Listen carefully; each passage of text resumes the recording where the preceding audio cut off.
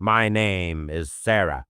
It was a year ago when I went on a solo weekend hike deep in the Cascade Mountains in the Pacific Northwest. I've always loved the silence of nature, but that trip, that silence is now stuck with me.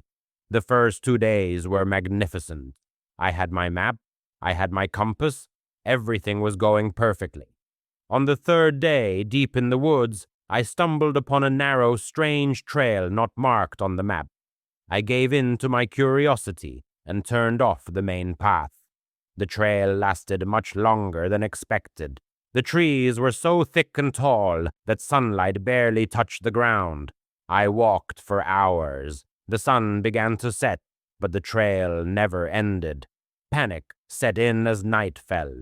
It was impossible to continue hiking. I set up camp in a random area, got into my sleeping bag, and desperately tried to call for help, but there was no signal on my phone. When I woke up the next morning, the sky was the same gray tone, just like the day before. The air was the same crisp coolness. I felt a small moment of relief.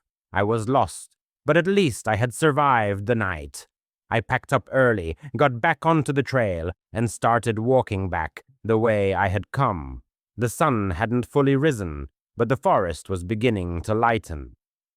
Hours later, as my stomach began to rumble, I saw a familiar sight.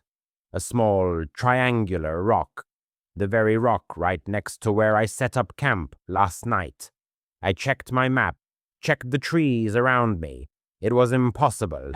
I was in the exact same spot. Even the trace left by the tent I'd put up was still there. I must have made a mistake. In a panic, I resigned myself to camping again. In a moment of madness, I didn't even bother to set up my tent. I just climbed into my sleeping bag. As darkness returned, the same gray, hopeless feeling settled in. When I woke up the next morning, the sky was the same gray tone again.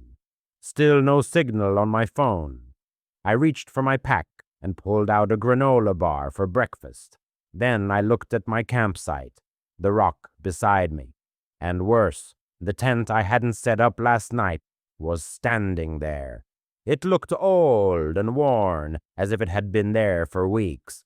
I don't know how many days have passed now. Every morning, I wake up to the same gray sky as the day before. Every morning, I end up back in the same spot. My tent looks a little older, a little more worn every time I wake up. My camping supplies are running low. For the last 2 nights, when I lie down, I hear only a faint, repetitive whisper in the woods, as if the trees are telling an endless story, the story that has condemned me to this loop. My food is nearly gone, my water is running out. When I look in the small mirror, I see new wrinkles on my face every morning. My hair has started turning gray. There is no escape from this trail. This forest is my tomb. And every morning, the same day begins again.